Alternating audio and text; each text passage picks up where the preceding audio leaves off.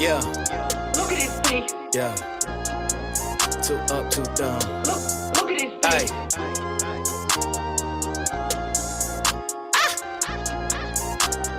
Got yeah. money. Yeah, I wanted the crown and to be celebrated. I rented a tux and I ordered a mink. Stood in the mirror like mama, I made it. Proceeded to brushing the teeth in the sink. Caught me a grill and I'm so melanated. I polished the chain, I ain't gold in the link. And I got me a baby who gave me some babies. I'm raising a lady and building a king. Too cold, you too busy running with another man lane, I guess. Yeah, too bold. I be running on the one way, never change my set like, I don't ever use my signals, yeah. I be in the lane myself, yeah. I don't gotta change my mental, yeah. And I ain't gotta chase my wealth, and I accept my daddy got a kingdom, and everything I ever got is his. If I ever got a problem, I'ma seek him. I never doubt him, been about his biz, oh man, been there. I ain't gotta ride on the wave when the ocean is his. Close with the kid with a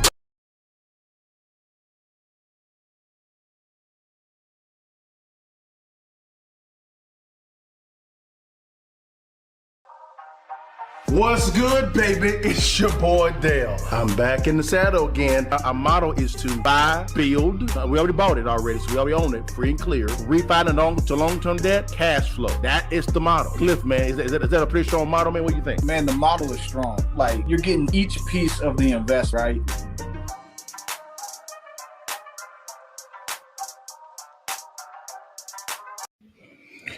What it do, babies? It's your partner Dale and Cliff back in the saddle again for another edition of Real Estate Friday Training, man, where we look at real estate, man, and kind of see what's going on, and then also talk about a strategy that actually you can implement today to make 5, 10, 20 grand in a month, man. Cliff, what's going on with you, baby? How you doing, big time? Man, doing good, doing good. Yes, sir, man. How was the week, man? And did we get the bag? Man, good week, and it's strong, And of course, we got the bag this week, man. Had another closing, so it's looking good. Hey, man, we got another one scheduled in a couple of days. Too, big dog. Another one coming down the pipeline as well, guys. We actually got about 3 or 4 closings. We're looking at 58 acres of land, right? That one we're looking at partnering with a city to give them the money from a partnership standpoint to develop a water infiltration system for the area that we actually acquire as we develop it. Mm. We're looking at partnering with a contractor there to get it done for us, which is fine. Refinancing out a big portion of our portfolio, building 18 new homes, another portfolio as well. Also, Mm. looking at a couple apartment complexes. We're looking at acquiring as well, guys. We are big closing international deals. Actually, 2 of those. So it has been really busy around the house, brother. And yes, we got the bag and something extra too. Something extra too. Yeah, doc. Yeah, man. But man, family doing well. Everybody doing all right? Yeah, doing good, man. Can't complain. Uh, man, it's getting interesting out there. The market's starting to change, man. So it's a new environment. Yeah, let's jump into it, baby. Let's jump into it real quickly, man. First thing we talk about, guys, is the current market analysis. And I'm gonna say this right now. This is the real estate show that you're gonna want to listen to because we're gonna talk about some things that you're gonna understand and know and get some wisdom here, but also give you a pretty good real estate kind of move which you can implement today. So Cliff, man, from a appraiser standpoint, what's going on with the market, man? What you're seeing, big dog? Yeah, man. It's slight changes, man. I'm starting to see more refinances. Okay. I think people are trying to pull out equity. That's what I think. They don't want the Okay. high interest rate, but when you need the cash, you gotta refi. Oof. Yeah, Oof. That right there is a little dangerous, man. That's dangerous, man, potentially, if it's not stewarded well. You agree? yeah. I think so. Since I've been calling, the Fed is going to cut rates here pretty soon. Yeah. I think so. Right before they cut, it's going to be the worst part. That's when it's going to be its Mm, tightest. All right. mm, okay. So I think for the next couple months we might see it get a little bit more tight. Things might get a little bit worse, and then like I said, we're gonna probably gonna see the cut. And I've been calling April, but I think I'm usually a little early. I think I called the last one a little early too. I tend to be a So little early, so maybe a month two after that, but it's gonna be right around there. you said April. Now, okay, Mhm. I'm rocking with you. Now, do you think it may be later than April? Yes, I'm thinking. Like I said, I made the guess probably maybe 4 or 5 months ago. I said April seems to look pretty good. Now that we got that recent inflation, a little tick up, it Mhm. maybe end up being May or June. Probably June Okay. is what I'm thinking June. at this point. Okay. Now, question for you then. Price point 350 and below, still hot, am I right? Man, you can't that market. That's a year long market. I got a couple properties I'm looking at. Most of the purchases that I'm seeing, especially new construction, they under that in Dallas under the 400,000. Okay. Okay. That makes sense. Now, anything 400,000 up to 90,000 days on the market, what's that number? Oh, it's creeping up. It's creeping up. Whoa, from 6 months to or even longer? But it's probably sitting around there. You see houses now. There's pockets in Dallas that I mean, it's Dallas is a strong market, so you got to kind of take that Sure. into context. But it's still Sure. the days are ticking up. Like I see it, so I do what's called a market analysis. And so whenever Hmm. we do that on an appraisal report, we got to look back a year and see Hmm. what sales have been doing, and then Hmm. list price to sell price, right? So if Hmm. everybody's listing for 100 grand, but they selling for 80, there's a disconnect, Big right? disconnect. Yeah, it is. Big I'm disconnect. I'm seeing disconnects. I'm seeing people putting the Interesting. house on the market for, like I said, let's say 600K, but they selling Okay. for 565. Mm, That's mm. increasing days on market because the seller doesn't want to admit they need to drop the price. So what you're saying is you're seeing a dip in the price point within that five and 400,000 to 90,000. Is that right? Yeah, yeah, yeah, yeah. It's Yeah. dipping a little bit, but Dallas is still pretty strong. So I'm starting to see that crack a little bit more. Okay. Okay. Makes sense. Makes sense. Makes sense. Now, with that being stated, anything over $1 million, what you seeing? It's definitely going down. $1 million Okay. market is starting to go down. I think I just had sent you one a little while ago that I did that was close to 3 million. So I'm gonna use that as a Yeah. base point, right? Yeah. So that neighborhood is a $3 million property, and and the houses in that area go from 1 million all the way up to about 7 million.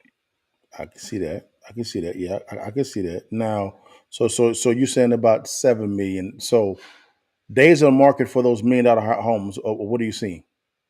Oh, they're up. They're up. So $1 million houses were up. Like for example, and this is how you know, in that house that I was appraising, Yeah, I saw that one. it sold last year, and it sold for about 2.8 million. Saw that. Saw that. All right. So now, literally Mm. next door, they have built a brand new house. They're trying to sell it for 3.4 million. It's Mm. already been about 100 days on market. And in that neighborhood, there's about 6 or 7 houses. I'm talking about same street, next street. 6 or 7 Wow. houses all up for sale. None of them sold. Wow. Wow. So you're talking That's about multi-million-dollar houses, and there's plenty. They're just sitting on the market. wow. That is crazy, guys. It's getting real out there, man. It's getting real out there, man. You cannot put your head down in the sand and say, I hope everything turns out well. An invested hope strategy is a failing strategy. It's trash. So we actually have these free trainings on Friday, so we can actually give you guys some counsel on what we're seeing because we're actively in the market. This is not a theory for us. It's how Cliff and I feed our families. It's how we're able to acquire millions of dollars worth of real estate on an annual basis. So we not this ain't no book knowledge, although it is book knowledge. We are doing this every single day. Now, from a lending standpoint, um, private equity wise, I'm seeing a lot of mortgage bankers. A mortgage banker, guys, is someone that actually has a warehouse line of credit. What they do is they actually fund their loans, but they underwrite you in order for them to be able to sell it on the secondary market. So they're doing so they're originating with their own money and selling that note immediately and making maybe anywhere from a 3 to 5% yield there. Delta. That's what they're doing every time, whether it be FHA, conventional, or even institutional. That's what happens. All right. That's all they do. Us, we put our own cash behind it, and we like to hold the notes. right? And we'll do our own thing behind the scenes to ensure our capital will not be lost if the investor messes up. If that makes some sense. But it's getting real out there, man. And so what's happening is I'm seeing a lot of lenders still have a high LTV, but it's because of the fact that they have to, because that's the only way people are going to be enticed to get into the market to go in out and actually borrow their capital. So you're seeing them saying, "Hey, we're waiving appraisal fees," or "Hey, uh, we are we are lowering our origination cost from 2 points to 1.5 points." You're seeing a lot of these carrots out there to get you to come and talk with them, come and get you going. Now they're going to give you the best rate. They're going to say based on your credit score, I'm saying this is going to be it. But again, that's a sales pitch, right? Begin to ask questions and get specific about what they're going to give you, because they're going to show you what they want you to see to get you into the door. Once they get you into the door and go through the process, then they can change things. So you got to know how to ask these questions, because the market is changing, and those that are not prepared, unfortunately, guys, you're gonna get buried. You just heard Cliff talk about being out of $1 million homes, long days on the market, and homes 400,000 up to 900,000 long days on the market. The only activity that's really prevalent is 350 and below. Am I right, Yeah. Cliff? Yeah, that's the most consistent you're gonna see. And it's interesting too how I'm seeing more like buy downs on the rate. Oh yeah. Man, Dale, I'm thinking like 3, 4 years ago, nobody was doing buy downs. Nobody Nobody. even heard of that. Nobody was Sure really wouldn't. doing that. Correct. Now everybody, shoot, even when interest rates Mm-hmm. drop, I want to buy down. You know, Mm-hmm. you starting to Yes, sir. introduce this to people. So, and a Yeah. buy down basically is just a payment that you can make to the mortgage company to help lower your interest rate. Yes, sir. I see you, Brian Absalom, on Instagram. I see you, big dog, my man Chuck in the scene. You know who's very aggressive when it comes to buy downs, Cliff? New construction sellers. They are aggressive. Now, why is that? It's because they're originating with their own paper. They have their own paper. When you go to a new construction builder, one of the probably the big box, one really the big box builders, to me, they have their own internal mortgage company. Now they're originating loans still and then selling them on the secondary market. Don't get it twisted, they are. But on those properties that it takes a little bit longer to sell, right? Post building, or if a buyer walks away from the table, then what they'll do is they'll offer buy downs very aggressively. And they can give you a lower rate too, because it's their own paper. It's Yeah. their own paper. A lot of And these new go ahead. oh no, I'm saying, and they bump up the price. How they do. They bump up the price maybe 5, 10K, then tell you, Correct. oh, we'll do a buy down for 20. So they only really losing 10, Correct. you Correct. know. So But it's the builder's so cheap, they're not really losing money. They right. either Yeah. finishing even or they're still making profit, but a lower percentage. That's all they're doing, guys. Right. But they're pitching it to you. Hey, Cliff. Hey, LaDale, man, we give you a buy down your rate 1%. So they may propose a 6.5% interest rate or some 7% interest rate based on your credit profile, but they offer you a 1.5, maybe 2 point buy down at a certain price point that you're going to pay at the closing. Right now, you're down at the four. Down at the four. So they'll give up some profit on the end goal to get that loan or that construction loan off their books. It's Right. it's a it's a it's a balance sheet play. That's all it is. That's all it is, guys. Exactly. Yeah. Yeah. Yeah. Yeah. Because I even had a friend who got a new construction house last year. They Mm-hmm. did the same thing where I saw the house. They had it Mm-hmm. up for sale for about 600. I said, Mm-hmm. "What you buy it for?" He said about 610. I said, "Okay." I said what they did. They bumped it up Mm-hmm. 10, Sure right? did. Put in some negotiations, and they dropped your rate because I think his got at 7.1 or something. They bought it Mm-hmm. down to 5.5 on the buy Woo! down. I think they put 25,000, something like that, to do the buy down on the rate, and so now he's locked in at 5.5. And how they did that is they raised the price point in order for the lender to give you a higher LTV to be able to hit that money. So they don't lose that money. Nah. They're not losing the money. They just get it up front versus on the back end. That's all they're doing. It's a balance sheet play. That's all it is. Yeah. That's all it is. That's all it is, man. Man, guys, again, keep your head on the swivel. There's a lot going on in the market. But Cliff, man, bro, Here's the topic today, man.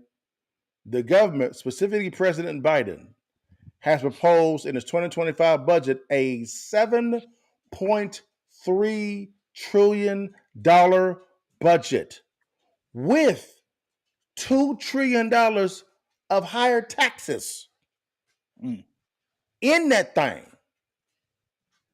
Let me put it in perspective. During COVID spending was 4.7 trillion.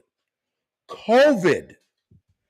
This he wants 7.3 trillion. I told y'all last year it's gonna be 7 trillion. I told you.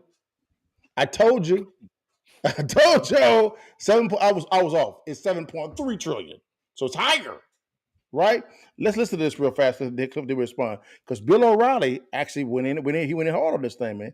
Listen to what Bill O'Reilly had to say real fast. Here we go. Here we go. 2025 budget.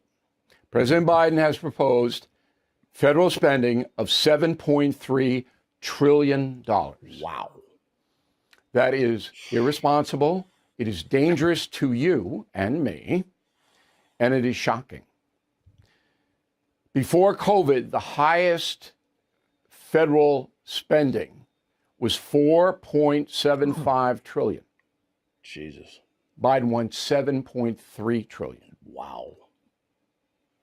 So if you do the math, you see this is the highest by far that the federal government has ever wanted to spend. And included in that 7.3 trillion is no bump up for the Pentagon, for the Defense Department. So they don't get any money. Okay. Nothing. It goes up a little by the rate of inflation. That's all. Jeez.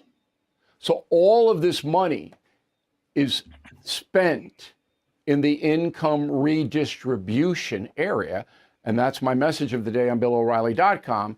If Joe Biden is reelected, we will become a socialist country. It's inevitable. So Bill Cliff is saying that this type of spending practice graduates us over to a full-fledged socialist country because of the fact that it's an income redistribution budget. He's going to go into it in a little bit, man. What are your initial thoughts, man, when you hear this, bro? Man, I think he's overstating it, by saying we're gonna be socialist. Number one, we Okay. already kind of socialist right now. So Yeah, I agree with that. we got programs that already do that. Yeah. But the budget, I mean, when 7.3, we joking, right? We having fun. He just throwing out stuff. We talking because that's crazy amount of money. That's just a crazy amount of money. The fact that we in trillions, it just don't make sense. So that just tells me that we have a bloated budget. We're gonna continue to keep spending, and inflation gonna continue. That's all it tells me. Yes, sir. They're trying to print us out of a recession, knowing that it's not going to work. And the deficit. They have. I think we talked about this before. They don't have a choice. We are Correct. printing our way out of this problem. There's no Yes. buy assets and hold. That's it, man. Stock market's gonna go up. Housing price gonna go up. They have no choice. I have no choice. Let's keep going. She's going to begin talking about the taxes. Here we go, guys. Inevitable. It has to happen. Now, Biden says he's going to cover the 7.3 trillion. Watch. By raising taxes by $2 trillion a year. Think about that. Cliff. So to pay for these taxes, pay for this budget, which is a BS lie, he's going to raise taxes $2 trillion, bro. $2 trillion, Cliff, bro. Come on, bro. What you think about raising taxes, man? Talk to you, partner. This is the problem I tend to see with a lot of government putting out numbers is they never bring in the fact of people make adjustments. That's my problem. Mm-hmm. Is so they'll say things like we're going to raise taxes, let's say on rich people or oil companies or whatever industry they want to do.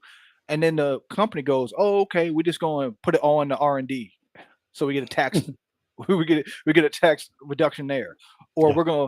we're gonna shift over and start buying some more oil or buy some more cash flow over here. They're going to just adjust to the taxes that you propose, and the budget don't ever account for that. So It we always get a doesn't. shortfall. And Cliff, I gotta ask the question real fast, and then we'll finish the video. If the government just raises the debt ceiling, Cliff, right when it comes to the budget, why do they need to collect taxes for? Yeah, collect taxes so that we don't consistently have to keep doing it. Or But they can spend. we don't do it as high or as fast. It slows down the rate of spending by the government. It doesn't stop it, it slows it down. How has it slowed it down? Because it's under a Republican or Democrat administration. Are you seeing a bloated budgets year after year after year? How has it slowed it down? We have no proof of that. Because if they didn't have any income coming in, they're gonna just print. It's gonna be pure inflation. Which I'm it rocking already with is. It already is. yeah. So what I'm saying is that's a question that the president of Argentina actually asked at one of his speeches. If the government could just print their budgets, right, by raising Yeah. the debt ceiling, why do they need to raise tax? Why do they need tax money for? He answered the question too. And I might have saw something about that because I saw a clip, some talking to him about the budget.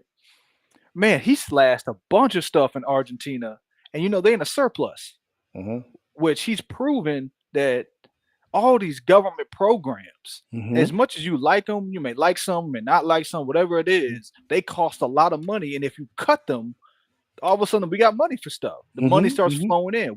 Mm-hmm. It's the same thing, man. It's just you can't just spend money everywhere and expect things to work out. You correct. Now, watch this, Cliff. He's finna go into what the tax is gonna look like. And it's gonna sound familiar. Here we go. Think about how much tax you pay now. Mm-hmm.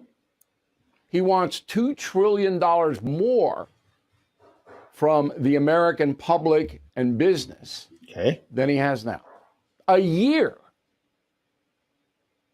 So he'll have to gut corporations. He's going to, proposal is to raise it from 21% to 28%. Okay? And of course, all of that will be passed on to you. Yes, it will. As I said yesterday, the consumer, you want to buy a new car, it's going to cost you 10% more Yep. because the corporations are going to pass on all of their costs to the consumers. Correct. This will lead to a frightening recession. It will, Uh-oh. if he's reelected. Uh-oh. There's no way it can't. Then he wants a wealth tax to come in and take people's private property Whoa. away from them. Whoa. That's what the Biden administration wants. Whoa. So if you earn or have assets over a certain level, the federal government will send someone to examine your assets and they will seize a portion of it. That's socialism and communism. That's what it is. Stop, Cliff. Don't that sound familiar, player? Don't think that it's like sound familiar? A court case or something like that. And was it Washington? Yes, sir. Yes, sir. That was the test dummy right there. But it's something that went on in California that was drafted in the California Assembly that mirrors this exact same thing. Now they've taken that blueprint, right? Because the federal government, the Supreme Court has not ruled on the U.S. government versus the Moore family. That's the case right there he's talking about. They haven't ruled on it yet. So if this is passed, Cliff, and typically budgets are passed, guess what's coming next? They're coming after your properties. It doesn't make any sense. It just, from a practical standpoint. So let me get this straight. If I'm saying $1 million in stock, you want to tax me 10%. You're like, hey, we want 100K. Mm-hmm. So to get you the 100K, I have to sell the stock. Mm-hmm. But if in selling my stock, everybody else sells their stock, the stock falls. Now it's not worth $1 million no more. That ain't the play. That is not the play. They don't want you to How sell. am I supposed to pay tax on the equity that I don't even have? Yes, sir, Cliff. Here That don't make is the sense. play. I'm rocking with you. Let me Even explain if to you I real fast. agree with him, you know what I'm saying? Yeah. Even if I agree with you, I'm telling Yeah. you can't do it practically. Yes, so you can't. But Cliff, but what they don't want the property. They want the delta that a federal attorney says the asset is actually valued. Remember the verbiage in that California bill, which is now being implemented, sounds very similar to what's in this budget. To where if Cliff actually has a house that you appraising is worth $100,000, right? And you have it by a licensed appraiser that's worth 100 grand. You present that to the government and they say, we disagree. They'll send out a federal attorney or a agent of the government to assess it themselves that have no credentials at all, no credentials to say, Cliff, you lied. Your property is actually worth 200 grand. You owe taxes on $100,000. And you're saying, what the hell? I got half an appraisal that says it's worth 100,000. They said, we'll give them none of that. We said it's worth $200,000.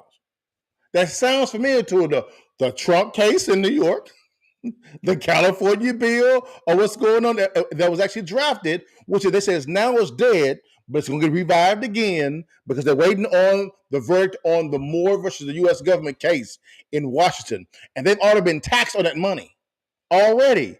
Do you see what's going on now? And if you don't abide by their rules, he just said they'll come and take your property from you. Man, they're just gonna move the assets into a trust. I'm now. Here's the thing about it, though, Cliff. Do the masses have the resources to do that, and also access to the wise counsel to structure it the right way?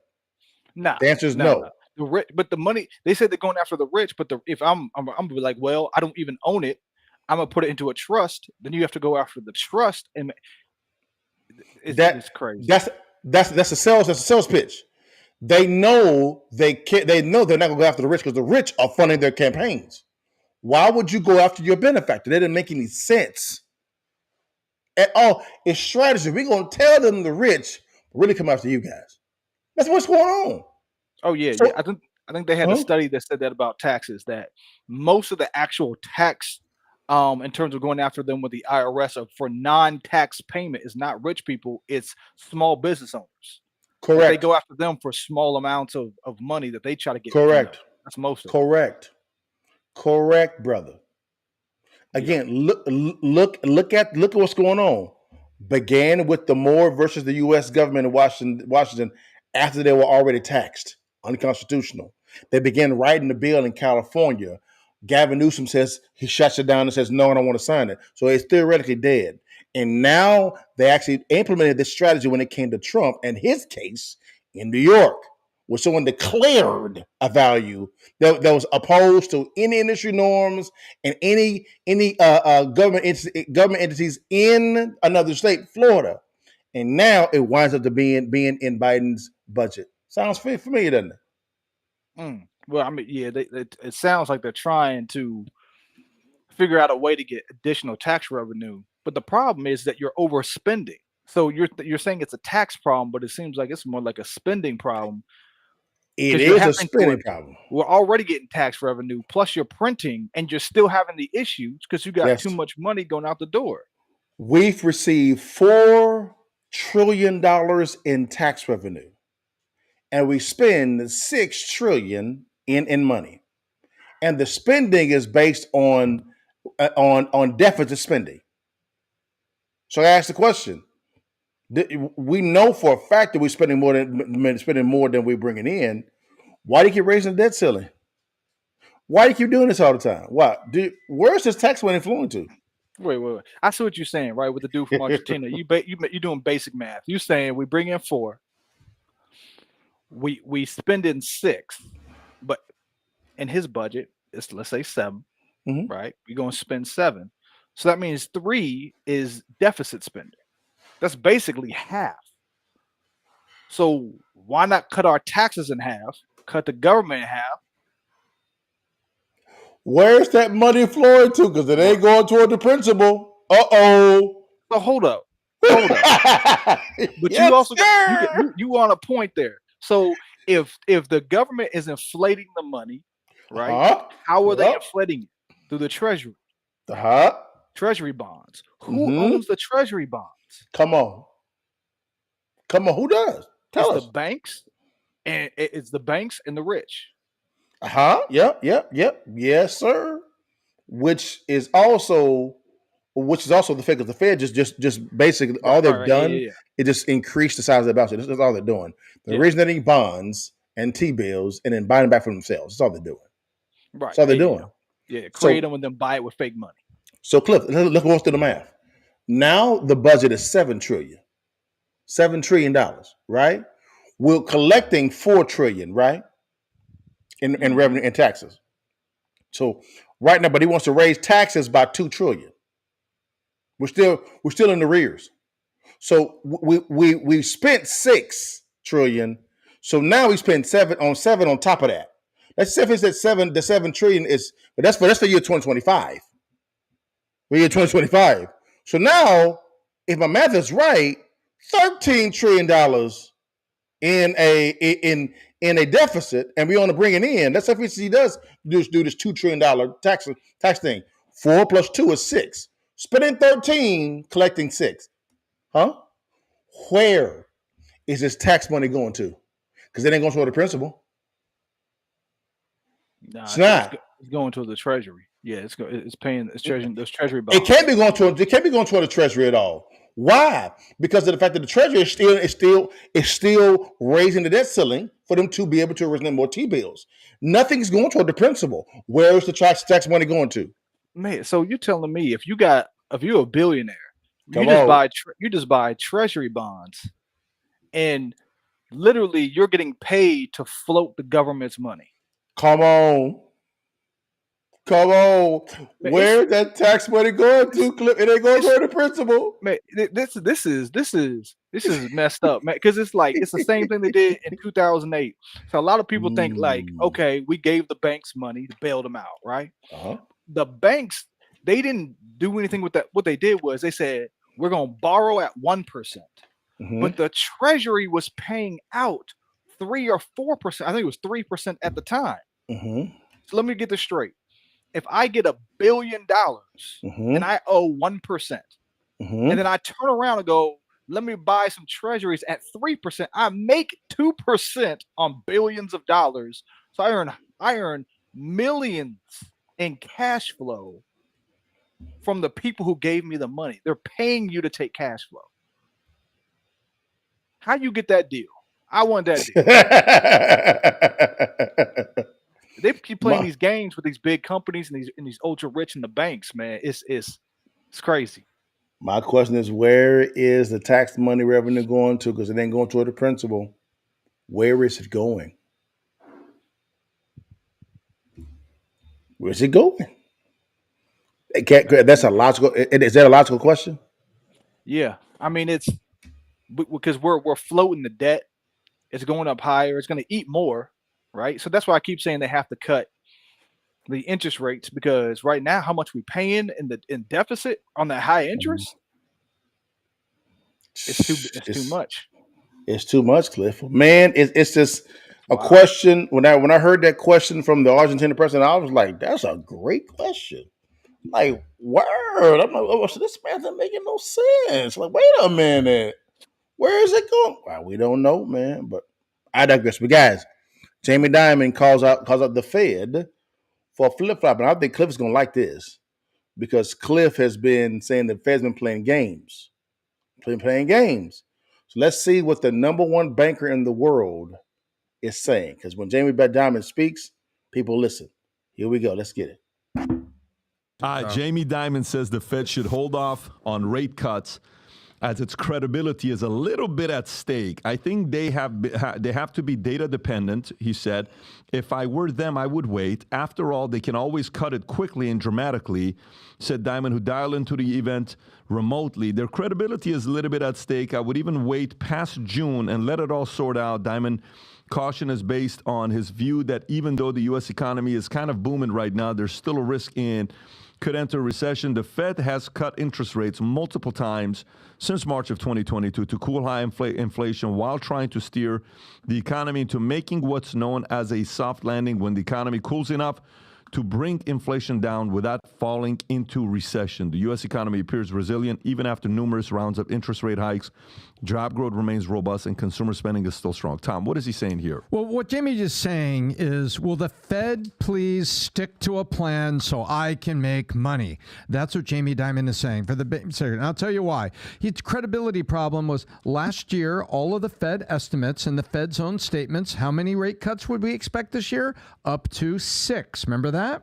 Now it comes back and it said, well, maybe 4. And now we're sticking with 3. The 60 Minutes interview that Jay Powell did, we're looking at 3. No rate cut on the 19th and 20th coming up next week, but probably a 25 basis point, 0.25 rate cut on April 30th, May 1st. So what Jamie Dimon is saying, the markets would like stability, stop changing the story, but they're not changing the story. The market has been reacting to data.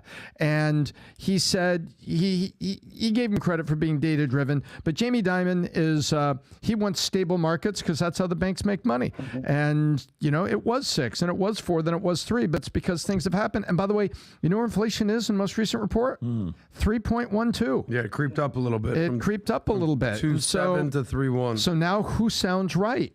Powell sounds right with what he said on 60 Minutes. And what we're about to hear next week on the 19th and 20th is going to be, listen, the economy's a little hot. I don't want inflation to creep up over the summer. Yeah. So guess what? There's going to be no rate cut right now. Well, but if the indicators stay there, we can consider it on May 1st. I think that's what's going on. And none of the banking industry likes it when it jumps around like this. And this is just Dimon, who is basically the Secretary of State of the banking sector. Yeah, he is. He's out there speaking to the UN, which is the Fed. Adam. Well, look, regardless of whatever Jerome Powell does. Cliff, what do you think, man, concerning what's going on with the Jamie Dimon calling out the Fed when it comes to flip-flop on cutting the rates? Because the Fed doesn't know what they're doing. They don't know. They're flip-flopping because they don't know. And the way I'm 100% sure of that is ask them about transitory. They don't know. They don't know. So they're doing the best they can to make projections. But if one data point is already changing what you think, then you didn't have a strategy. You know what I mean? You didn't really have foresight in what you were trying to do as of right now. So I think the Fed's trying to figure it all out. And I think their biggest worry is cutting too soon. So when you said the Fed doesn't know what they're doing, unpack that. What do you mean by that? They've made projections, like he just stated, right? Tom was just saying that they said 6 cuts this year. Then they went to 4. Now they're at 3. They have not been stable. That goes back to what Jamie Dimon was talking about. Where's the stability? You guys keep changing what the trajectory is, and we can't make any money or do long-term thinking. Hell, we haven't been able to do long-term thinking since COVID started. We've been living on a month-to-month, quarter-to-quarter cycle for 4 years now. Who calls it though? Who caused that? What you mean? Who caused this inflationary standpoint? Was it the Fed or was it the government printing too much money? Oh, combo. Yeah, well, because what I say is the government printed too much money, and then the Fed made it cheaper. Yeah. Okay. They kind of helped fuel it. The government said we want to spend some money, and the Fed was let's lower the interest rate and make that inflation add fuel to that fire. Okay, I'll give you that. It's both are culpable, of which is fine, but I only see one in that partnership making adjustments, the Fed, and the one that's making adjustments is getting castrated. Oh, it's because the Fed don't have to get elected. You think if the Fed had to get elected, they could interest rates where they at? No. So what I'm hearing you say is due to the fact that the Fed is just not to get elected, what's happening is you have, again, it's a partnership between the Fed and the government, right? And one of the parties, the Fed, is trying to act responsibly when it comes to what's going on, right? But the other side is saying, forget it. We're gonna print until our wheels fall off. So there's no partnership. It's one is saying, I'm gonna do my own thing, and the other one's saying, I gotta react to what you're gonna do because you're not really running off of being fiscally responsible. You're trying to get elected. Yeah, I think that's always been the case. Yeah. Because if you remember, I think when Trump was, I think in 2018, Uh-huh. Trump was putting pressure on the Fed to cut rates. Yes, he was. Yes, he So was. Now, at the why same would he do that for? man, you know that he wanted to juice the economy. Because he want to get reelected, right? Exactly. There you go. There you They go. all do it because if Ugh. interest rates are at 1%, we already know the economy's juiced Yeah. and everybody makes money. Sad. Everybody's happy on fake money because they only see 4 years Sad. out. Sad, man. So I tell everybody, this printing is not centralized to one party. Both sides actually do it, and they print for real. They print for real. A $7.3 trillion budget is a massive budget. It's massive. And it's going to pass because of the fact that here comes the old debt ceiling again. That whole thing. We got to pass the debt ceiling because if we don't raise it, the government's going to close again. Wait a minute. I said, wait a minute. We collected $4.4 trillion in taxes. Why are we using that cash? No, we don't care about none of that. We need to raise the debt ceiling. I was like, so where is this tax money going to? If we ain't going to utilize it, where's it going to? Where? We don't know. Don't know at all. So, man, I think Jamie Dimon. Do you think Jamie Dimon should be the next term's president, Fed chairman? I mean, yeah, I think if he got the job, I think he'd do a good job. I mean, obviously he's been in that banking sector for a long time. He understands it. And he might be a little bit more forward thinking. The Fed right now, they look in the rearview mirror. They slow from what I see. Mm-hmm. That's why I'm always a little early because to me they always a little late. Yeah, they are slow, but I think that they're slow strategically, not to bail them out, because they Right. do have some capability. But when your partner is not being conservative themselves, you gotta think day to day. Am I right? Am I wrong? Nah, you're right. Because what we was talking about earlier, the president of Argentina, he showed it where he said, like, I mean, he did it quick. He cut Quick. the budget. He cut Yeah. huge parts of the budget, and they're in a Yeah. surplus. Yes, they are.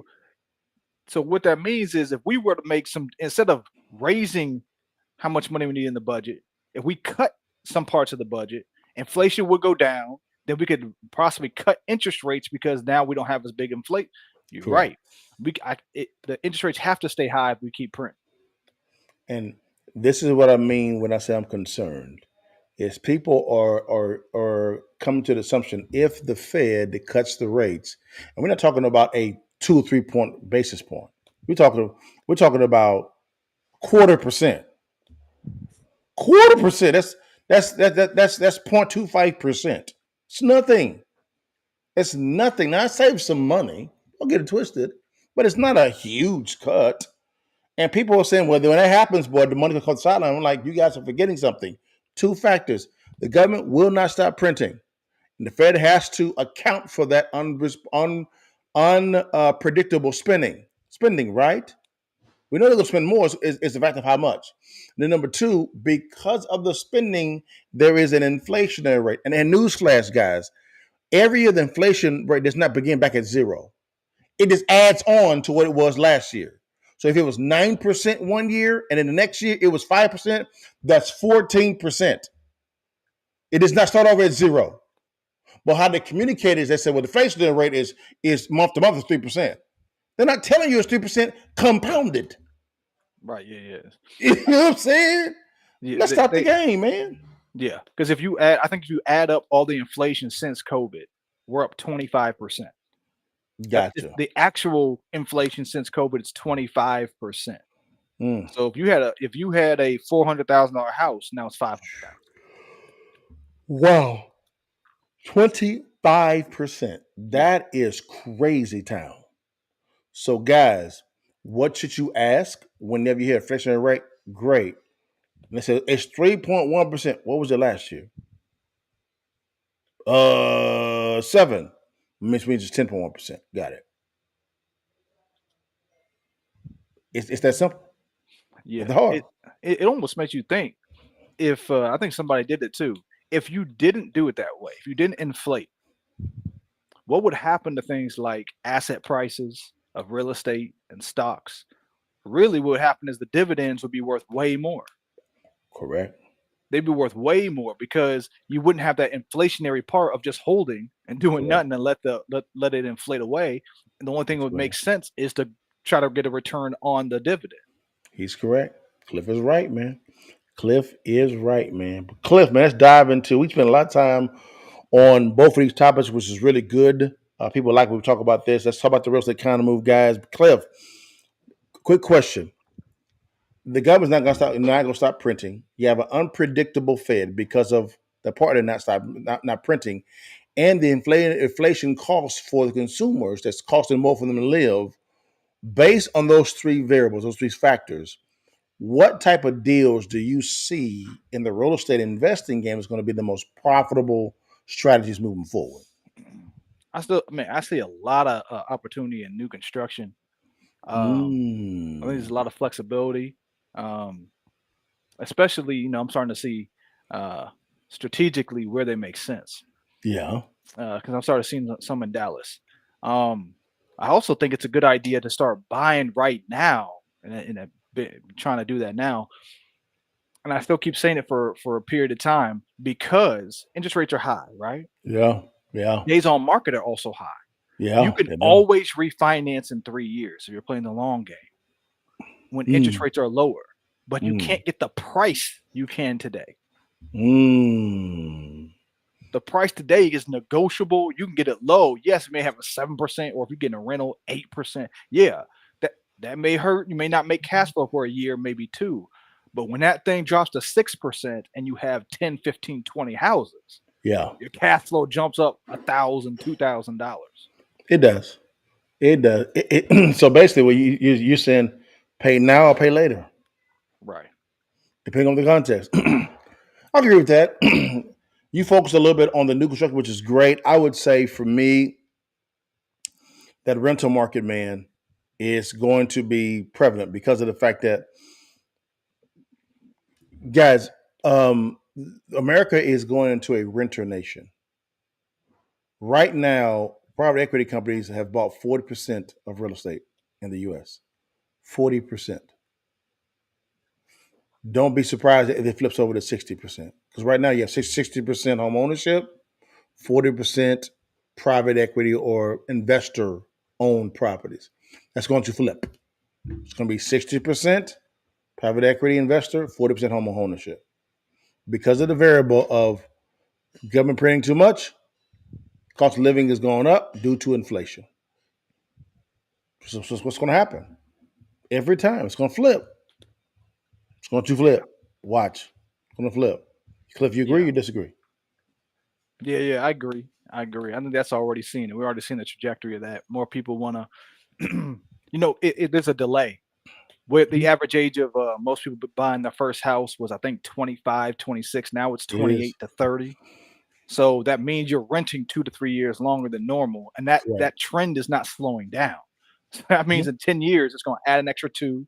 Mhm. So if you look at the Mhm. 20-year trend, the average age of someone buying a house is going to end up being 32 to 34 at the end of 15 years, 20 years. That's why I believe self financing is going to be a phenomenal investing tool as well because you can acquire, lease, structure a lease purchase in the right state and sell the finance the property out. People can actually have home ownership, but with you being the bank. Right. Yep. That's going to be a popular type of strategy because I believe, Cliff, man, people are not going to be able to, even when the rates come down, the qualification to get a mortgage is going to be more stringent. So a lot of people that cannot qualify for a mortgage. DTI is going to be too high. They can't afford the payment. Nothing like that at all. Nothing. Mm-mm. Cannot. So I think it's going to be a lot of non-qualifying because the DTI is going to be too high. Not because I don't have the cash. The DTI ratio is too high. It's too high. Mm. Hence, the seller financing person walks in and says, "You know what? I'll finance it out too. Just give me 10% down. I got you." Yes, sir. Yeah. Watch. It's going to be less stringent. financing costs. Yeah, I hear you. Easier process. Well, man, Cliff, man, this was a good one, brother. Very good one, guys. Man, like I said before, guys, man, we have a new sponsor, American Rounds, guys. They are the first AI powered ammo vending machine. Guys, we are exploding like crazy. I interviewed today, Cliff, a mother, talked about the benefits of actually those type of machines in grocery stores, and she killed it. She killed it, Cliff. So let's see what they got to say real fast, guys. As our sponsor, man, here we go. Let's see what's going on. I'm the CEO of American Rounds. We are in Pell City, Alabama at Fresh Value grocery store installing the first ever automated retail machine for ammunition. The stores were really the inspiration for it. I mean, they knew their customer base and they came to us and thought this would be a really good opportunity for their customer base. There's a lot of hunting community here in Pell City and thought that their customers would love an opportunity to be able to buy ammunition here at the store. We're super excited to offer, what we think is the first ammo kiosk. We're always looking for ways to give our customer another reason to come visit our stores. Anything that we can do to help them make their shopping trips easier based on the feedback that we've gotten just from customers today. They are so excited about us having the ammo kiosk. We're getting ammo!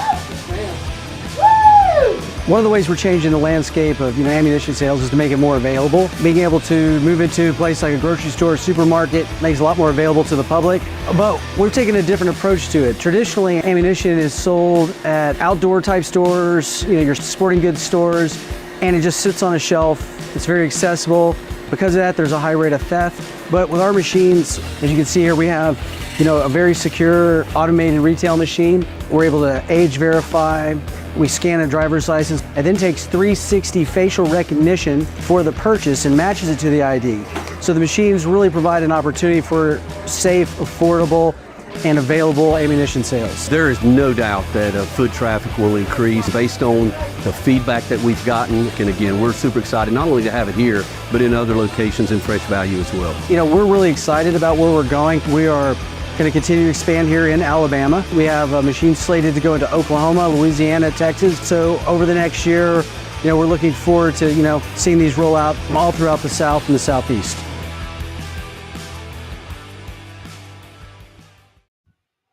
Hey guys, American Rounds, check them out. Go to AmericanRounds.com or go to the social media platforms. It's at American Rounds, guys, and see what's going on. We are expanding fairly rapidly, Cliff, in Texas. We should get a reservation of about 300 machines this weekend. Coming up. Wow. Yeah. 300 machines.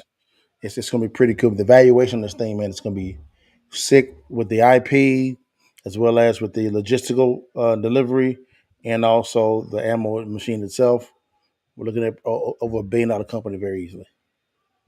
Very easily. So it's just kind of constantly reinventing ourselves. So guys, man, if you want to say anything, man, before we get up, dog.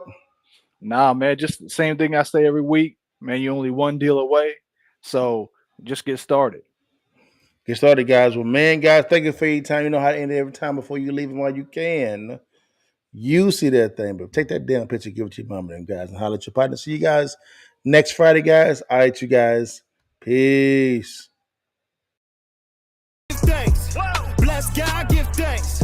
Bless God, give thanks. Bless God, give thanks. Big God, big grace.